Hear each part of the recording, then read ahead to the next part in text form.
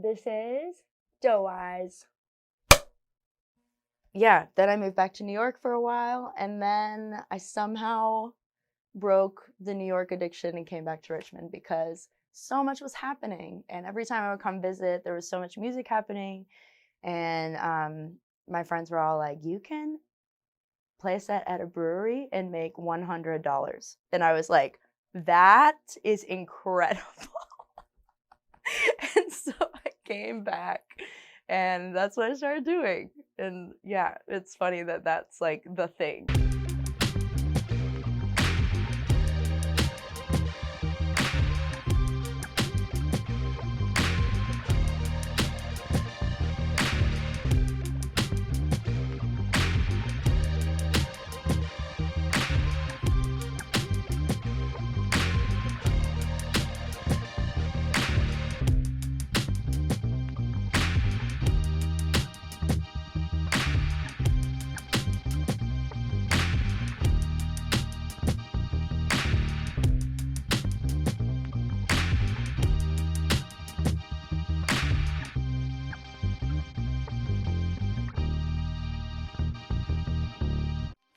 There we go. Motorcycle. Is that better? I did not hear me? Mm-hmm. Okay, cool. I did not expect magnetic earrings. I know, me neither. It's never happened. And you got the record on? Yep. Super sweet. Okay. You'll rarely catch me in a t-shirt, but this just felt like a t-shirt vibe. Like the room feels like you should wear a band t-shirt. Yo, you have. Oh. And it's funny you say that because there have been multiple times in this first season where I've been wearing the same shirt as the guest. Oh, and Yeah. you're like, oh, yep. Yeah, no, and it's That's really sweet, actually. That's what that's how Yeah. I was, thinking about it. I was like, look, if I was going to your show and I had your shirt, I would wear your shirt, right? So Yeah. you coming over for an interview, like, I'm gonna wear your shirt. They happen to wear the same shirt, and there you go. So. Anytime I see a Deau Eyes shirt, I'm like, oh my god, that's so cool. That's me. Yeah. Yeah, that's got to be a trippy experience to like see something you created or yourself like walking around on a human. Yeah, for sure. The t-shirt is, a drawing that my older brother did. So I'm always like, oh, his art is like on somebody's body. That's so cool. But if it were my face, that would be pretty bizarre. Yeah, seeing yourself stare back at yourself. Yeah. Although that's what the Counting Crow guy wanted, to see himself staring back at himself on TV. Whatever floats your boat. Mr. Jones and me. I know, that was a deep reference. That was a deep reference. Is his last name Jones? No, but the song is called Mr. Jones. Right. What is that dude's name? I don't know. I don't know. But he had super cool hair. Yeah. I don't think he has that hair anymore. There's a guy that works in our rehearsal space who has a Counting Crows tramp stamp. And it is What is a incredible. Counting Crows tramp stamp? How? It's like a Counting Crows, I can't remember if it's a quote or a logo, but it's definitely big and committed Counting Crows. I can't decide what's worse. Inspiring. The words or the logo. It's inspiring. The bold commitment is really inspiring. Sometimes you just have to jump. Yeah, you just gotta You know what I mean? plunge. There would be a day in that man's life when he looked back, if he didn't do it, and he'd go, when it's all said and done, I should have gotten the in Counting that Crows tramp moment. stamp. Yeah. Especially if it was like mid-90s and you're at the show. That's a vibe. It is. You're like, sign my tramp stamp. Oh. Oh, that would be so memorable for the Counting Crows. Yeah, I'm sure that's not a thing that they're asked to sign that often. Yeah, I mean, I would hope not. I hope that I don't know. I can't decide if I hope that there's a million Counting Crows tramp stamps or only that one guy. What's the over-under? If I was gonna say bet $100, and it was, what if I put the line at 12.5 Counting Crow tramp stamps in the entire world? You going under, over? Over. You think there's more than 12.5? Maybe. Like I'm talking tramp stamps like lower back. We're Talking lower back, specifically Counting Crows. We need to take a poll. We need to send out. If we can find 12 or 13 people, yeah, I will celebrate. This will be a success. will I don't care about anything else that we talk about today. It will be That's a win. a win. The win of life. I'm done. I just quit. I'll get my own tramp stamp if I can find 13. That's actually a really good way to go about this. I think that's So if we find 13 Counting Crows tramp stamps, then both of us have to get a For real? matching tramp stamp. A matching tramp stamp of Counting Crows? Or can it be Of a Rian counting crows. Like crows above her head. 13 crows. Yeah. Ryan pointed at crows. Ryan pointing at the crows. She's going to love that. Honestly, I'll take this bet. All right, let's do it. If we can find, what was it? If we can find 13? 13. If we can find 13 Counting Counting Crow specific tramp stamps. tramp stamps. We're Get gonna, a matching. We're going to do it. Okay. Ryan tattoo. Okay. I don't know how I feel about this. I don't know what happened here. I forgot that we started recording. No. This is perfect. Okay, great. Perfect. This is super casual. Good. You can I feel casual t-shirt vibe. You had the right vibe. Like I said, very rare that you'll catch me in a t-shirt. You know what? And here I am. I'm glad that this space lets people feel comfortable. You know what Yeah. I mean? Like I always want to be a t-shirt girl, but I don't know. What stops you? I don't know. I'm always like, oh, but I should put in a little bit more effort than that, you know? But now I'm like, no, this t-shirt is cool. This is Angelica Garcia, and it's awesome. Shout outs to another Richmond artist. Yeah, now in LA. Now in Killing LA. it. Richmond The doing new things. single is so good.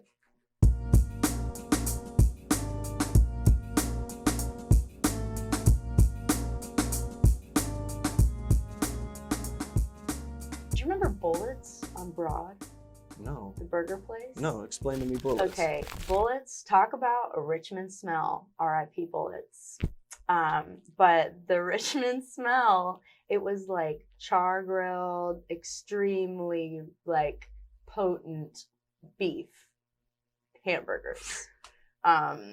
Yeah, and I don't know, that smell in my childhood is like Richmond to me. So I lived in Mechanicsville. We would drive to Richmond. My mom owned a dance studio. She would pick up her dance costumes at Wolf Fording in Shockoe Bottom. And then we would always go to Bullets. And I was like, I'm in the city now. Because it smells like this. The beef lets you know you're in the big city. Yeah, it was like fancy fast food. Okay. You know? So you dreamed of coming here for the smells. And then they took away the Bullets. Oh, man. But you stayed. Yeah, I did stay. Well, you left and stayed. I left for a while. Where did you go for a while?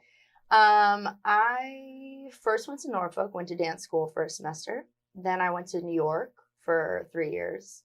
In that time, I went down to Orlando and worked in Diagon Alley as a witch in Tales of Beulah Part. That's amazing. It was really funny. Are you fun. Are you like a Harry Potter nerd? No. No?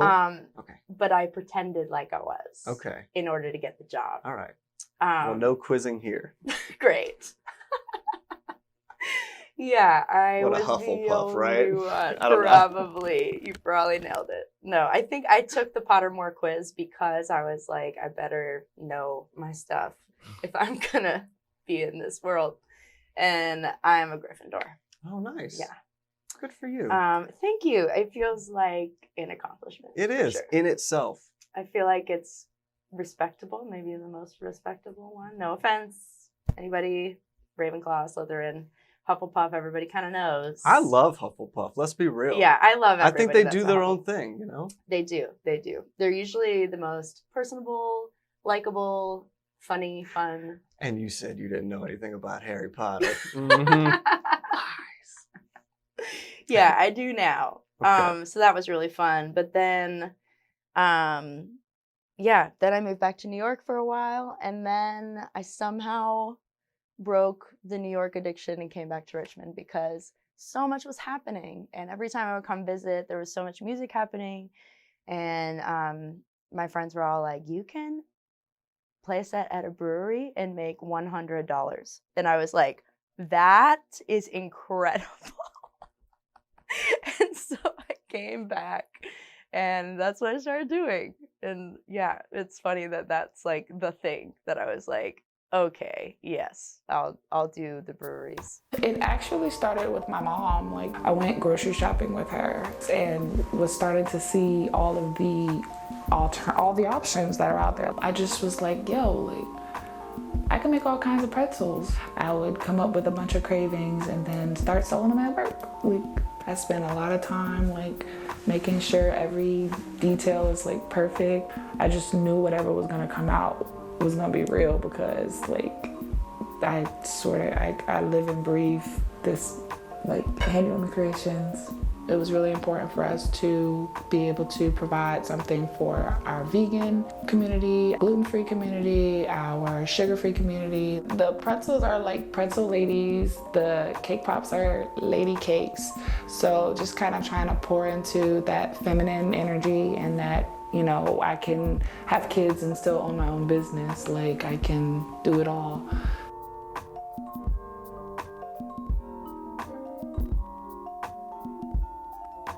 So when you moved back to Richmond, how did you find yourself like booking shows and kind of getting yourself out there in the scene? I met a bunch of songwriters through my good friend Erin Fry, who my sister introduced me to. We all worked together at Spark School of Performing Arts in the Richmond community. And when I moved back, that's pretty much the reason the breweries, and also moving back to work for Spark and do a short contract with them. I was like, oh, I'm just going to be in Richmond for a little while to like save some money, get my feet on the ground, and go back to New York. And what I found was Erin, who worked with us, had me open for her at the Tin Pan in the West End. Nice. And it was like the first time that people were actually listening, like, because in New York you go and there's maybe like one person in the front like listening and everyone else is chatting it up. Or on the subway, it's kind of similar, because I was doing a lot of busking. And so I opened up for Erin, and then from there was this thing called the 9 Songwriters Series, and it was at the Tin Pan, and it was a different 9 folks of people. Folks of people, I don't know. Both. Folks of people. Yeah, folks of people. We're in Virginia. We're gonna make that a thing. This is fine. 9 folks of people. 9 folks people. It's cool. It was like 9 people. Folks of people. Folks of people that got together, and maybe an hour before the show, were like, can you sing harmonies on this tune? I need a shaker on this tune. Maybe like you could play the fiddle on this tune, or like pull out the harmonica. And we would just jam on each other's stuff. The word jam is so weird to me. But yeah, we would just play on each other's stuff in the moment. And those people were like Landon Elliott, Angelica Garcia, Angelica Jelly, Hannah Goad, Ryder, Keelan Creech, a ton of people that I'm not naming right now. But I was involved in that for a few months. And then that's kind of where I started meeting people to build a band. And I've played with a ton of people, just kind of like, let's all play this show or that show. Just like trying out different collaborations and figuring out my sound from there. And then, of course, Carey Street Cafe, RIP, was the spot for open mics. And, you know, you would have people hop up on the drums and guitar and bass and everything, just spur of the moment. Who was coming around the Carey Street Cafe? Like, who were you jamming with? The main folks, well, it's the same, Angelica Garcia and Hannah Goad. The 3 of us were playing together all the time. We had a little band called Whatever Honey, and I really hope that we can, Angelica and Hannah, get together again and record some of this stuff, because it was so fun, and our bond as friends and our voices together just feels so good. But we would show up at Carey Street a lot and just all 3 sign up and then hop on each other's songs. And then Andrew Sisk was always playing drums, and Andrew Carper, and all kinds of folks that are like, literally, I feel like I've seen everyone that I know in Richmond in that building. You know what I mean? Like people just, it was like a black hole. You would just go in and you'd have no idea what time it was. And then you would stroll out of there at 4 a.m. and be like, what happened just now? It's Best Friends Club. Nice. Yeah, it was crazy. It definitely had an expiration date. I was like, okay, I gotta stop staying up this late and start taking care of myself. Oh, to be young, right? Yeah.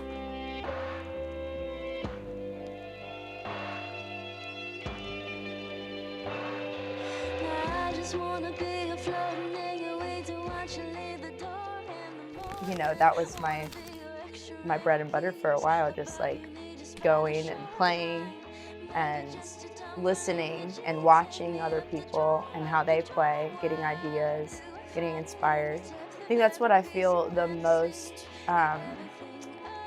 like nostalgic for, is that, especially in this time where we haven't had that.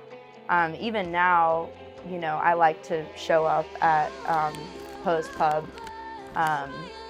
Like, well, now, not really, because it's not really happening. But with the Post Pub open mic, that was like the songwriter open mic with Jim Daub hosting it. And he always had his bongos, like, you know, and he always sang, I Can't Help Falling in Love with You at the end of the night. Yeah, it's so special. It's really special there. But yeah, I love to go and like really, really listen to people and hear their stories. That's kind of what attracted me to music in the first place. How did like performing in front of people and seeing their reactions to your songs change or shape how you were crafting your own music at that point? Oh, that's a really good question. I think the more I felt like people could get up and like move, the more attracted to it I was. There's a lot of songs that are like really slow. I mean, on the other hand, like I'm a Gemini, not to be like that, but like, you know, I've got these two opposing sides of me. One is like extremely introspective and introverted in some ways, and like wants to connect in a very real, like intimate way.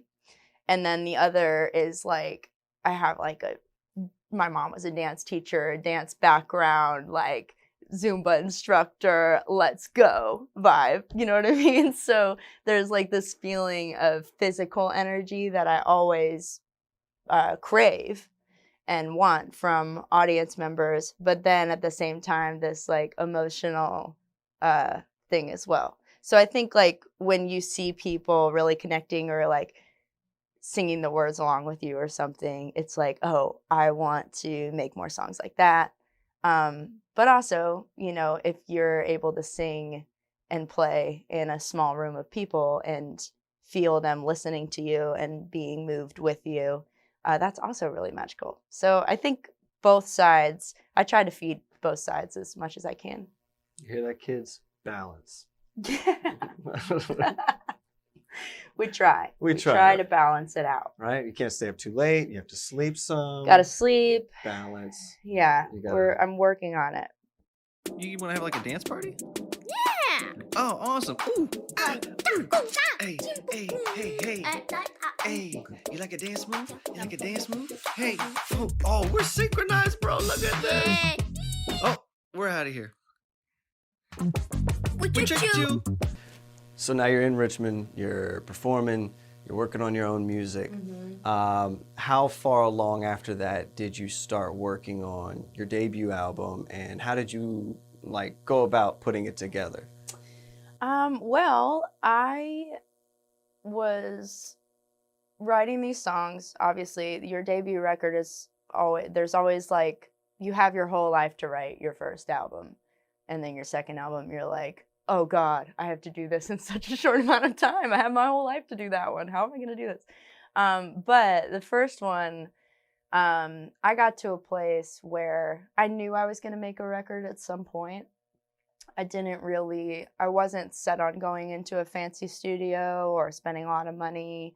I was really into the idea of doing it myself and learning through that. And so my partner at the time, we were playing music. We were a duo, and we were on a cruise ship. I wrote a bunch of songs on the cruise ship. We were country singers and played 200 classic country songs on this ship from Mobile, Alabama to Mexico. Wow. For 6 months. It's crazy. You're the second cruise ship employee we've had on this season. No way. Yeah. Who else? Barry Pete. That's right. I did know that. We bonded over that for sure. Cruise ship buddies. Yeah. Yeah. It's a very specific it sounds experience. It sounds like it's trying. It is like when you meet somebody who's also worked on a cruise ship, it's like, okay, we know. Like, it's like going through, not at all equivalent at all, obviously, but like, you know, going through the trenches. Yeah. You're like, I understand. Shared trauma. Shared trauma. Yeah, and also like shared just craze. It's just a constant party all the time. And, you know, you're just playing. I was playing 4 to 5 hours a day, every day. It was nuts. But that being said, from there, my partner and I had split, and we before that we went to Ireland, and we made a record in a cabin in an Airbnb in Ireland. We took the earnings and didn't save them at all, and blew them all in Ireland, which was totally worth it. It was awesome. But all of that time we spent in the cabin, we made a record of like Smoke and Some Do and Paper Stickers, a few songs that aren't on the album. And it was like real folky. It sounded a lot like what I was doing with Hannah and Angelica. And you know, it was like really DIY. We didn't know what we were doing really. I was like banging on drums and like, you know, I don't know what I'm doing in that world, but it was really fun. And it sounded cool. And we were like, oh, this is really cool. It's awesome. But then when I came home, you know, things happened and we split. And so then I had like all of this emotion, obviously, and like no one else before me has done. I made an album. It's groundbreaking. From a breakup. Oh my God. Crazy. Wait till Taylor Swift hears about you. I know. She doesn't know. She has no idea. You heard it here. Yeah, you heard it here. Breakup album. Only it was just half of it mostly, but it all ties together. Anyway, it's called Let It Leave. It's out right there. Yeah, so I continued writing. I was like literally just pulling my shit together, pulling myself together, and living with my friend Lucy Dacus and Jacob Blizzard, and they both were like, hey, we're going to Nashville. And I've known them since we were like very young. But they were like, we're going to Nashville this weekend. What if you made your record this weekend? And I was just like, yeah, okay, yeah, sure. And so I hopped in the van and we went and met up with our friend Colin, who has made both of, or I guess all of Lucy's records, and also is like my childhood friend. We've known each other since we were teenagers. And all four of us used to make songs together in his dad's chiropractic office. But, you know, we went and knocked it out with Jacob and these session musicians in Nashville.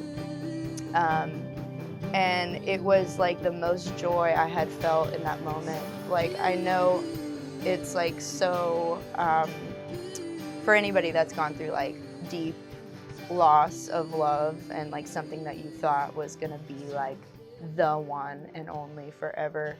And also just kind of this feeling of like creatively something dying and needing to bring, like really struggling to bringing any kind of like light and rebirth into your life. Like making that record was so important for me in moving forward in my life. And the way that it was done in a weekend and so spontaneously, and the fact that like me and Jacob had kind of talked about what we wanted, but not really. And then I went in and Colin was just like, so want to make this a rock album? And I'm like, yes. And I'm just like, I will do whatever. Like, and just feeling so like viscerally tethered to these songs. It was really magical, and it was something that I don't think I could ever recreate or do in the same way. The next album, I feel like I'm taking a lot more time and intention.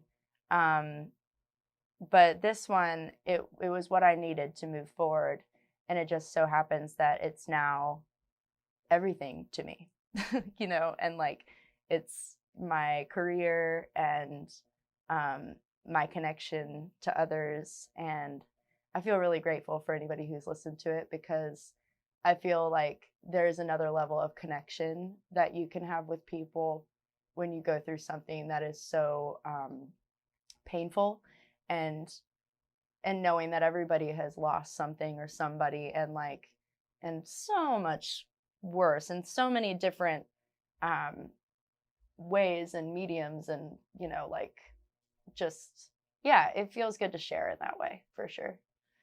But I feel like I got on a tangent. I'm trying to remember, wrap back in. Yeah. Counting crows. Counting crows. That's right.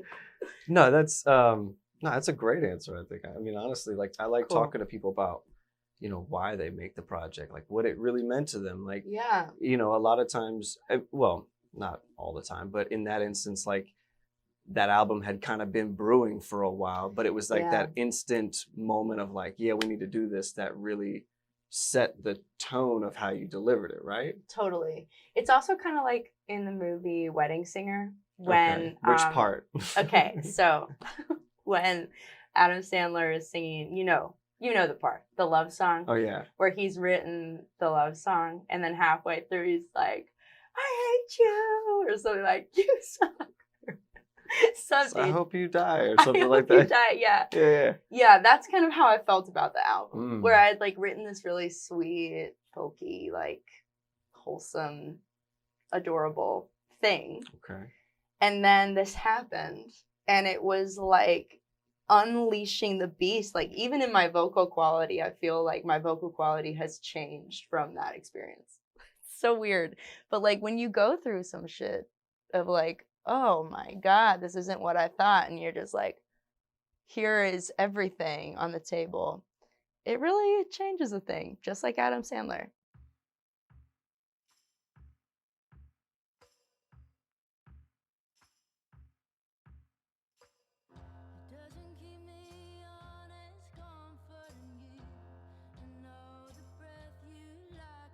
What was it like getting the opportunity to have a TED Talk and talk about music and what it meant to you and what it can be?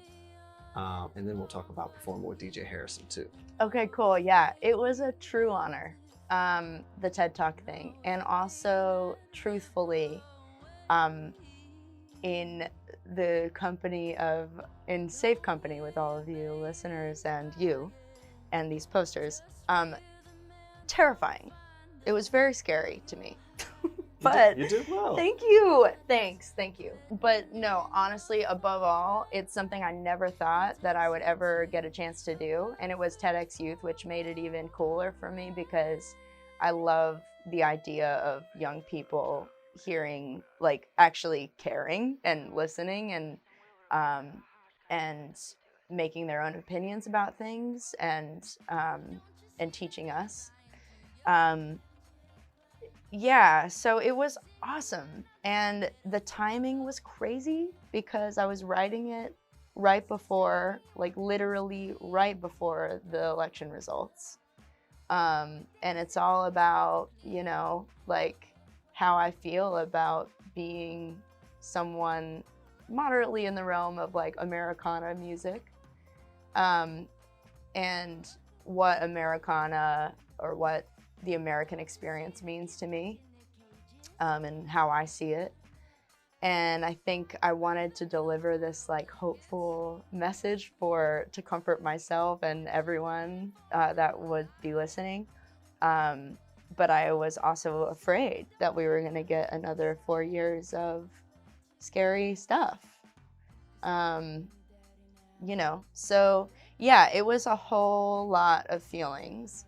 And I'm going to say this because it's always hard to say, but I'm very proud of myself because I feel like it was a fear for myself that I think I overcame and did.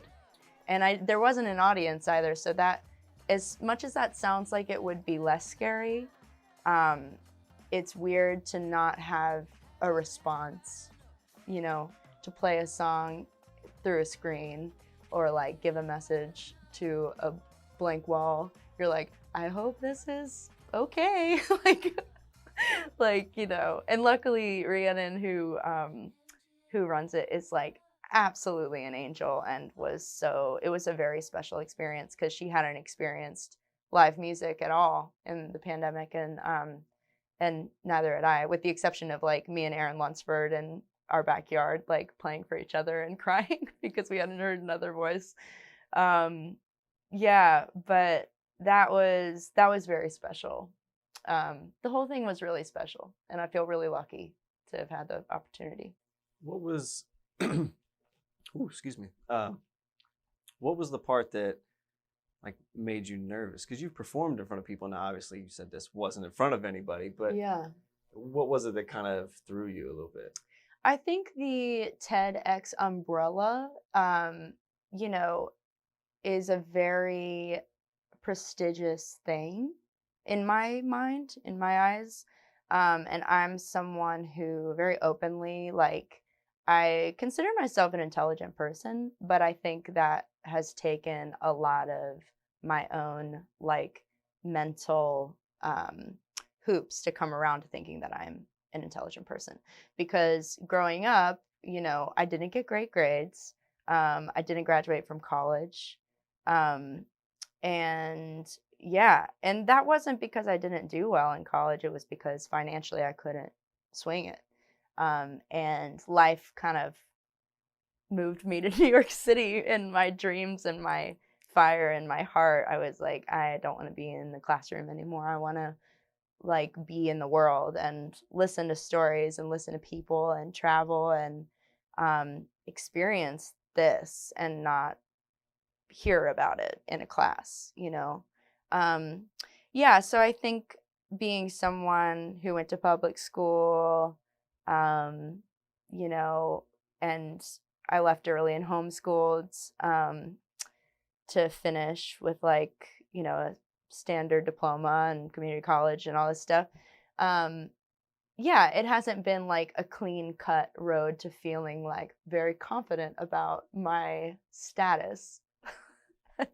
You know, I've been working lots of jobs for a long time.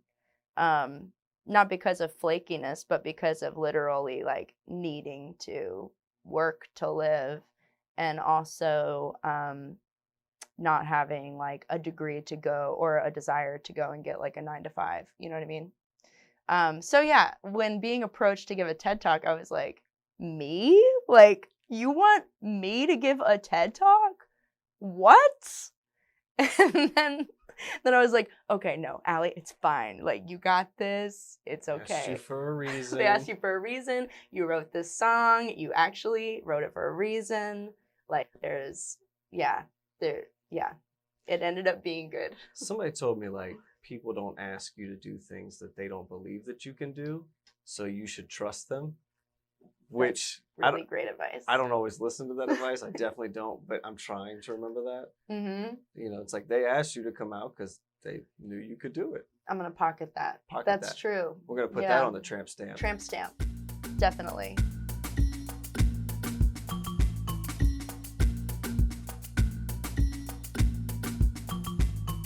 So we'll jump forward a moment to when your album is out now. Mm-hmm. It's heard the light of day. Yes. You made a specific point to have a visual element, to almost make a visual, you did make a visual album for it. What kind of spurred that decision?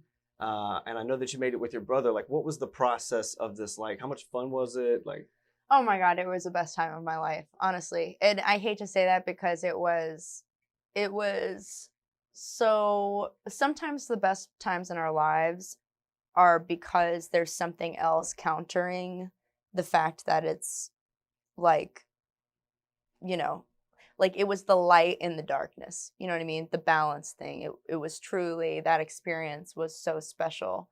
And I'm really grateful that we had that kind of time with the pandemic. It's the biggest silver lining I could ever wish and dream for. Not to say that it wasn't absolutely, completely isolating during the pandemic. I was living alone in a house for most of it. I mean, I say during the pandemic. We're still in a pandemic, but during quarantine, Sure. you know. And my brother and I, you know, I had been planning on this album. I recorded it 3 years prior to its release, about 2.5 years prior.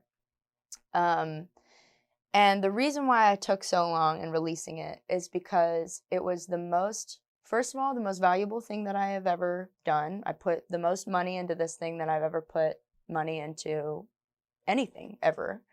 Flex. Second, yeah, I mean, and it's not that much money, but like, you know, it was definitely an investment, a personal, special investment for me.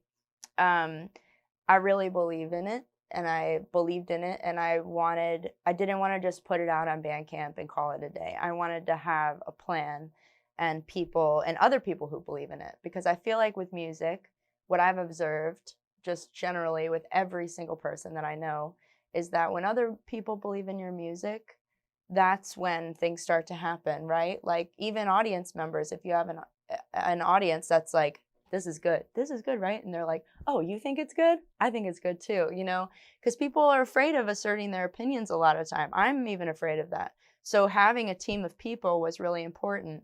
And I didn't have that team of people, and I was trying to gather them and figure out how to do it and how to do the business side of it. And so eventually I did, through a lot of like, you know, scouting out and like swimming around and figuring it out. I found Scott Lane, who is my manager and one of my best friends in the whole world and creative collaborator. He's amazing. And he is American Paradox. But Egg Hunt Records put it out. And that was really exciting for me. And we were going to go to South by Southwest, and like, just like every single person, I say this, but I know that like every person listening, you, Ryan, everyone had something that they were really looking forward to, and we all collectively lost it all. Like in that moment of like, man, whether it was your kid's birthday party that they were looking forward to or whatever it was, like it doesn't matter the scale. It was like all of us lost it. And I was not able to accept that kind of defeat because I was like, this has taken so long. Like, we got to do something. And my grandmother died, rest in peace. She was one of the most amazing people. She was 103, incredible life, but was in isolation. All this stuff happened. So my brother had moved back, and he and I were like really down in the dumps over that, and also everything. And we were making margaritas, and we were looking at each other, and I'm like, you know what? I'm making a visual album. Like, we don't get an album release show, but like, let's do this visually. Let's have it. And I don't know what I'm doing with visual stuff at all, but I was like, let's do this. Let's figure it out. Let's have a big screening online where everybody can like log in and watch it. And let's just get creative and devote and I was like, I'm just going to devote all my time to this. And Michael was just like, okay, awesome. Like, so tomorrow let's meet at 9 a.m. And like, just immediately, it wasn't even a discussion. Like, let's just do this. Let's dive in. And so, yeah, so then it just became dissecting the songs. And I think immediately he was just like, explain smoke to me and explain this. And we just had a dialogue and just, like, I'm definitely a very visual writer anyway. So everything that I write comes from a place where I see a movie in my head of what's happening and I describe it with words. So the movie in my head, not all of it lined up exactly, but it's the closest thing I could have ever expected or wished for with the budget that we had, and also just with the time and resources that we had, because grocery stores and every store was closed. I guess grocery stores were open, but like every thrift store that you would go to buy things was closed. Like everything was closed. So we were just like, okay, Facebook Marketplace, like let's find free stuff on Facebook Marketplace. Like we got a oven and carried it out of someone's backyard with masks, like don't get near me, like, and it was so heavy, and like just painted it and made a whole set in my backyard. We got these piñatas at Target for like, they were like discounted, they're really weird, they were like seashells, and I turned them into eyes and put flour in them, and I beat the shit out of them, you know, and like just all this stuff that we were just, you know, what's the cheapest stuff we can find and make it look cool, and also make sense. And then we made that giant airplane, the giant paper airplane, and Michael and I got paper airplane tattoos to commemorate it. Yeah, but it all started, you know, with a paper airplane, and we made a bunch of paper airplanes because we were like, this is something that's tangible, you know, and affordable, and we like wrote the details of the screening on these paper airplanes and like flew them into people's houses, and would like knock on the door and people would go out and be like, what? And I don't know if any of them watched, but you know, it was like those things that kind of kept us going, you know, just as people. You gotta have a project that kind of lights a fire under you. Like, okay, so I like video. I like working with video. What was the most fun part working with video, besides, you know, working with your brother and creating these moments to go along with your music? Was there part of the production that you actually enjoyed? Yeah, I mean, honestly, I loved every part of it. I loved getting up, even though, I mean, there were definitely times that were so stressful because I had a very old laptop that didn't do editing at all. And so, yeah, so I had iMovie app on my phone and I edited it all on iMovie app. So, and I didn't know what I was doing. I was Googling everything as I went. You did a great job if it was all on iMovie. It was all iMovie and all on my tiny screen. Yeah, on that's my phone. amazing. It took so long. But, and I know that so much of it would have been so easy for many people to do because I'm not a very I'm bad at technology. So like simple things probably took a really long time, but it was like absolutely so important that it was like all that I could think about for a month and a half, you know, every single day. Just like racing to the finish line of the album release, you know. But yeah, I mean, definitely working with my brother, like just thinking of the craziest things we could think of. And making the props and things, the stop motion video, the paper stickers. That's what I'm thinking about when I'm thinking about you on this iMovie. That was nuts. That was crazy. I would not recommend that. No, I'm gonna take your advice on that. Yeah, that was nuts. And it also was a thing where, you know, you get to a point with people, you know, when you're at a sleepover or something when you're a kid and it's like 4 o'clock in the morning, you're all like suddenly laughing for no reason. Like Michael and I were making that stop motion video for like, I think it was like 14 hours, 15 hours or something. And we got like a third of the, or maybe like 3/4 of the way through, and we just started laughing and we're like, what are we doing? Like, why are we doing this? Like, this is taking so long. Like, we're never gonna get through this.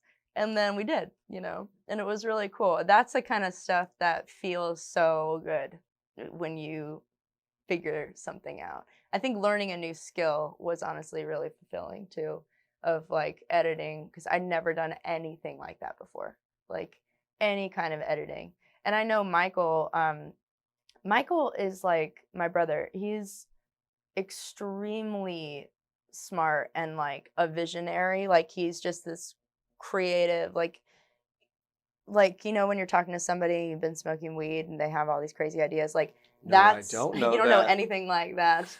But that's him without that, and also with that. But like, like that's just the vibe. The vibe. He's a t-shirt guy. He's definitely a t-shirt guy. Okay. T-shirt, cap. What kind? For Sure. Baseball cap? Baseball. Okay. Yeah. I'm getting Firm into bucket baseball. hats. I like bucket hats. Bucket hats. You can rock a bucket hat. There are only a few people that can rock it. I don't know if I can or can't, but you should check out the can. Radio B interview that we did, because I got a bucket hat on. Yeah, I think the thing with bucket hats is you just have to decide to wear one, and then you're a bucket hat person. I think, like, is it the same with a fedora? I don't think so. No? No. Because I feel like once you put on a fedora, it's like, you're the guy that would put on a fedora. You're the... Yeah. You might not have been before, but you are now. You're the fedora guy. Yeah. I don't know. We'll find out. Yeah. I can't wait to see the comments in the episode. It's like, about the fedora. Like, no, it was a bucket. Like, this bucket hat's stupid. Yeah. Like, shut up. No, it's cool. It's in. It's hip. Well, thank you. Yeah, it's real hip. I feel better. Yeah, good. About a past choice. Yeah. I don't have bucket hat remorse. I'm glad. Yeah. Never regret. No regrets. Life's too short, right? Yeah. What's the point of regretting? Yeah, that's what I feel. So I've noticed recently that you've had a couple features on other people's songs, like Space Bomb House Band. You had a song. You were featured on McKinley Dixon's album, which is another super dope artist. Is that an effort that you've been doing like on purpose to kind of reach out with extra artists? Are you working with anybody else coming up? I am, yeah. No, it honestly, I feel really fortunate that both Space Bomb and McKinley reached out to me. McKinley and I have been making stuff together for the past like 5 years. He'll just send me a track and be like, do your thing. And I'm like, sweet. It's like the best day ever when he sends me something new. It's my favorite thing. I can't even tell you. It's like when you hear a song of his and he's just like, yeah, I trust you, do what you want. It's the most liberating thing. It's like, okay, I'm just going to give him every like beep bop boop I can think of, you know what I mean? And like every harmony, like I'm such a harmony nerd. I love harmonies and I love making them sound different and just like kind of obsessing over it. Like I'm very into that thing. So yeah, so it's nice to be able to do that and then send it to him and not hear it for like a couple years. Like that track, I had not heard it for a while, for a long time. And then it came out and I was like, oh, okay, this is amazing. It's so, I love hearing the process of it. And I love that he trusts me to be a part of it. It's an honor. That's cool. Yeah. Do you get updates from artists like, I'm working on the track, this is what I got so far, or did most people kind of like hold it back? Yeah, it does. It really depends on the person. But yeah, with McKinley, I think I never expect anything like just generally because everybody has their own process and they're taking their time and doing their thing. And sometimes like with songs, like at least for me, I don't know if it's going to be something that I necessarily want to release or if it's something that I just made and it feels like good to make, and then you move on and make something else. So yeah, so a lot of those tracks that came out, that one I'm featured on in the parentheses, which is cool. But I've sang on a handful of songs on that record too, on the rest of the record, and it was just so cool to hear because I hadn't heard any of it. since I've sent a complete mess of vocals. Like, I just send him everything I can think of, and it does not sound good. It's like a lot of stuff. I mean, like, yeah, it's just crowded. I just crowd it all, and then he strips it away and finds the things and where to put them. And yeah, it's just very cool to be a part of that. And then Space Mom was a bit different. It was they reached out to me about that. They're doing a project with covers, and the first one, I don't know what the other songs are. The first one was Erin Ray, and who is an incredible artist. If you don't know her, she's amazing. But the song is Back in Baby's Arms. It's a Patsy Cline song. And, you know, it's a classic country thing, which I love. And then they sent me Send Me No Roses, which was done by Tammy Wynette and Wanda Jackson, who I love both of them so much. Like, it's really cool. Country legends. Country legends, yeah. And just like powerhouse women. Yeah, so it's very cool that they sent me that. And it's weird because that, you know, that song, Send Me No Roses, a lot of people who know me intimately were like, dang, like, you know, they're like, oh, you wrote this song. Because it's very autobiographical. Like, I have an ex that keeps sending me flowers on my birthday who I would have loved that to happen, but, or, yeah, it's like, it's a thing of like, man, like the song says, send me no roses, what I need most is you. And it's just very true to my life. It's like, you know, something, so it was cool. It was like a very, and they had no way of knowing that. So it felt like a fate moment of like, okay, I need to process this emotion in the studio. And yeah, and I just sang it a bunch of different ways. And I'm really happy with how it turned out. I'm Alexander and this is Garrett. We're honestly smoked. We found out we lived across the street from each other in college, and we were always cooking stuff in the backyard when jerky came into play. And I had a recipe that I had messed around with. We went in, you know, that top spice, you can see it is bold. There's a lot of minced garlic, there's black pepper, there's smoked paprika, there's cayenne, there's garlic. There's all these great, great things in there that you just won't know. It's so textural and so vibrant, and then you bite into it and it's like boom, and it just lights you up. And not to be cliche, but we made our product with love. We started this because we both ate a lot of beef jerky. We'd go to the grocery store. And we still do. And of course we still do. Shout out Three Notch Brewing. Collab House and Scott's Edition, our Who Smoked All the Porter recipe that was a companion beer to the Mild Child Jerky. And we were gonna try to take that and rummage that into an awesome little holiday flavor for y'all. If you type in here RVA, we haven't made the promo code yet, but it will be live by the time this is. Yeah, you are in the future and this promo code is now live. Exactly. So if you use promo code here RVA, you will get 25% off your entire order.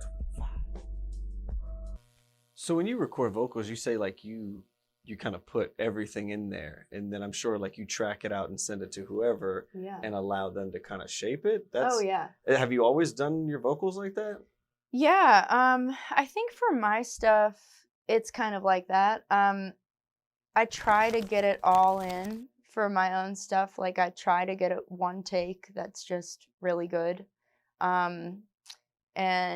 But also I'm not somebody that is like, you know, you can't comp my vocals. Like for comping is like, for those of you that haven't heard that term, it's like when you take one line from one take and another line from the other take, and you pick the best parts, right? Like I love that. I think it's magic. I think it's good to get like the best emotion and like, timbre for each thing, especially with technology now. You can't even tell, and you're getting all of the emotion. I'm super supportive of that. If I can get a full take though, like that's exciting. Yeah. Yeah, but I definitely, with people that I collaborate with, like it's their thing, you know, and I want to serve that, you know. I don't feel precious about, like, if somebody likes something that sounds imperfect that I would fix, like, I'm fine with that. Like, cool. Like, that's what you're going with, you know? Yeah, so it's super fun for me to kind of remove myself from the puppet master role and be like, I'll sing all day for you if you want. I love that. Yeah, but I've been working, you asked about future collaborations. With the Symbol. That guy. Love that guy. Man, he is so great and cool. He is, and he's got an album that is definitely going to be out by the time this episode comes out. And Yes. I saw it too. I'm working on another one right now. Another one. Yeah. Man. I don't know if it's gonna go on that album. I have no idea what it's a part of, and I don't know That guy what the is song is always yet. working. I'm working on it. He's always working. It's very good. I love it. I love what he sends me. I think he's so smart, and yeah, and I think it's really cool and fresh. And then Devon, DJ Harrison, it's like the coolest thing to work. He's such a master, and he's also co-producing my record, LP2.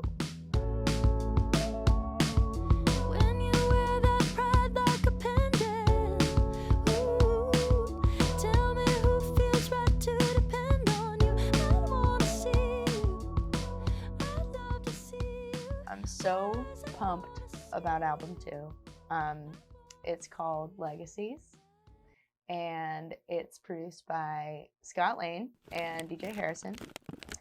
Yeah, and the three of us have been working on it all summer plus, because the first song, When, which will have already come out by this time of this episode. But yeah, When is the first track that's coming out in November. And we started tracking When like right before the pandemic.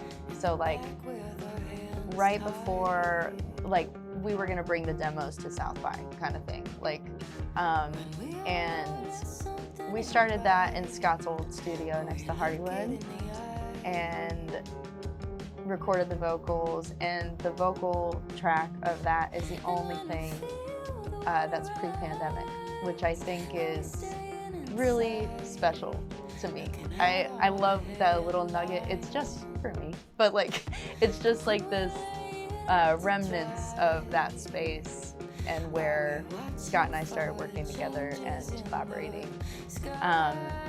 And yeah, before we knew any of this was gonna happen, you know, I think it's really cool to have, like, albums to me are just like a timestamp, right? It's like encapsulating this time in your life. Like Let It Leave, like we had talked about, that was a timestamp. That was like such a moment, right? And then this one is such a moment too. It's like reflecting on all of this time that's felt like 10 years. Like, I feel like, I don't know about you, like these last couple of years have felt like a decade. It's felt so long. It's been a warp. Yeah, it's been a warp. That's a great word for it. And we're just like in this pool. I feel like I've just been in this pool of ideas and thoughts about the future of existence, and like, you know, Legacies. Legacies, yeah. And just like, what even is a legacy if we don't have a planet? You know, like, what are we doing? How are we treating each other? Why do we save all this money when all of it's gonna be underwater? You know? And things that, like, I don't do scientific research. It's not like something, like, I don't claim to know, like, we have these many days to be on the planet, like, at all. But it's like this feeling of, like, this is what's being talked about, and climate change is very real, and like these anxieties that I've had, but also the beauty in the moment, and the beauty in what we can do for each other, and what we do have to protect here, you know, and yeah, and just all kinds of perspectives on that. And it's just, it's cool to hear it all come to life and to have a new chapter. You know, I feel like it's just in a time where mortality is on all of our minds. It feels like such a relief to have another chapter, you know, and like to just keep on making and keep on going. And shows aren't here right now, but they are. Some are. They're being canceled all the time. But, you know, there will be a day when we don't have to worry about things being canceled, you know? And if we all keep working on making sure that there is a day, you know, and like, I don't know, I think there's something to say about just that general meditation and energy going towards change and care. Yeah, I don't know. That's the next record. As a It's dude, very vibey. as a dude born on Earth Day, I could appreciate that. Mm-hmm. Spilling water all Did you over just my laugh face. at my birthday? No. It's messed up. Birthday. Yeah, it's my Earth Day. That's. How much do you use that? Do you use that a lot? Yeah, I do. Well, yes. I'm proud of you. I've That's used it for really good. years. I didn't make it up. It was my dad. He's the original cornball to me. Dad. And I've totally taken it Dad would. That's really good. on. So now my son is going to inherit that gene as well. It's a great gene. Lucky him. Legacies, right? Legacies is the That's- new record. And it probably by the time this airs will be coming out very soon. Dope. Which is so cool. Dope. Oh, and now points for you. Dang, that's a good one. Dope. Yeah. We're going to hashtag that. Hashtag dope. Have you ever hashtagged that before? Oh, yeah. Oh, you have? Yeah. Okay, so that's not from here. Okay. I thought we were breaking news. I wish. I Okay. think Joey Wharton came up with that.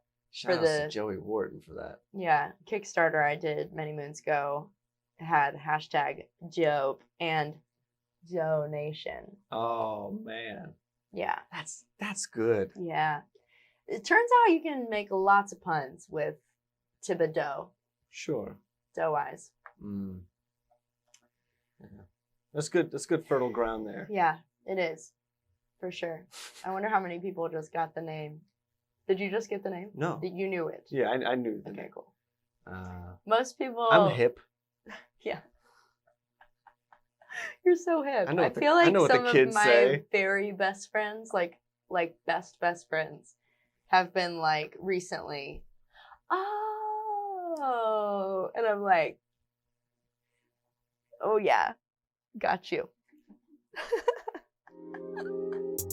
Don't ask me for favors no more. Do you have anything you want to ask over there in the corner? It's not music related, but because you're from Richmond, you talked about things that have been taken away from the scene. But are you looking forward to any new things that are coming in or just came in that you think will build up Richmond?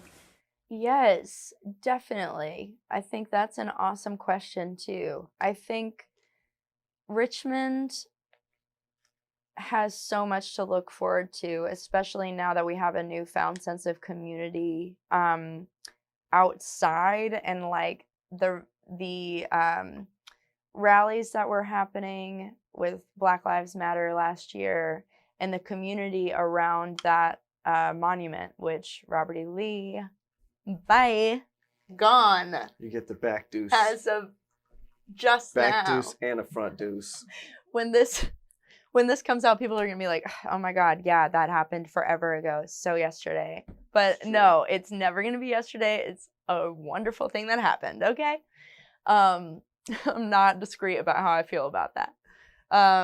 Anyway, yes, but I think that there is a magic thing that's happening in Richmond where everyone is becoming very aware of one another and people are collaborating more. I know I work at a restaurant where we're starting to close on one day of the week to allow for pop-ups of other restaurants who have food trucks and maybe want to build into a restaurant, or maybe want to like you know, like explore their skills as a chef, they're coming into our restaurant and starting to do these like pop-ups and things. And I know we've kind of done the same thing, and I've seen a lot of places doing this where they'll collaborate with like Chop Suey Books or like, you know, all kinds of places, just like coming together and making themselves more visible and more supportive of one another. And just,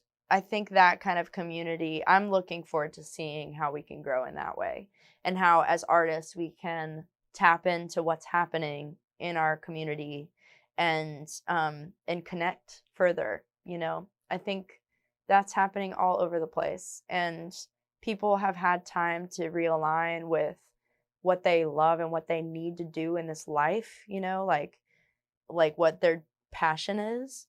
And I really look forward to seeing that like flourish, like just little things. Like I went to get my nails done recently in the neighborhood, and the girl doing my nails was like, which don't like my nails because they look really bad right now, but just keep them down. I'm like, not her fault. I'm just really bad at keeping them nice. Shout her out so we can give her poor reviews.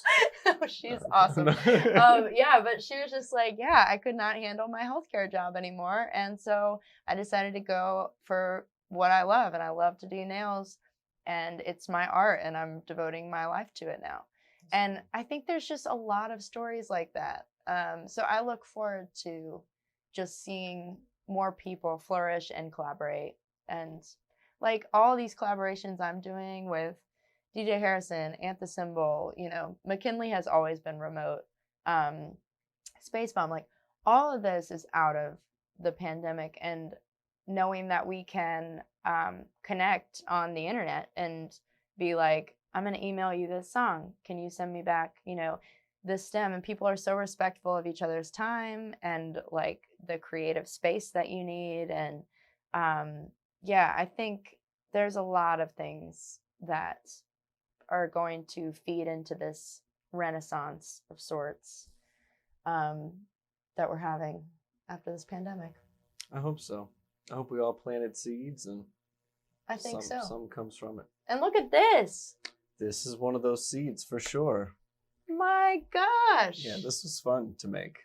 We had a good time. Like this wouldn't have happened if you were on the grind and like hadn't stopped. I mean, maybe. I mean, I honestly didn't really stop. I was going to work the whole time at the news station, so like I was still going in. But if artists weren't coming, like needing Here RVA, you know, to promote their stuff, like that's also a thing. Like Here RVA was such an integral part of like getting the music out there during a pandemic where we couldn't be on stage, like we couldn't be out mingling and chatting with each other and supporting each other at shows. You know, it's like these platforms and these hubs of people really like flourished, I think.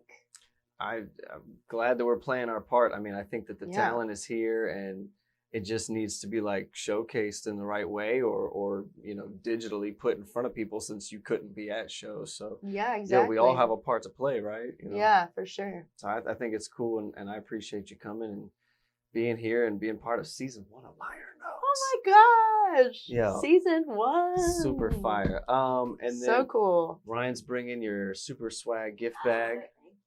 Party gift. Thank you. Wow. Oh my gosh, y'all, you have to get in on this. Pretzels, s'mores, pretzel. Yeah, I've had one before. They're fantastic. Okay. I may have eaten a few of these. M&M cake pop. What else? Carrot cake pop.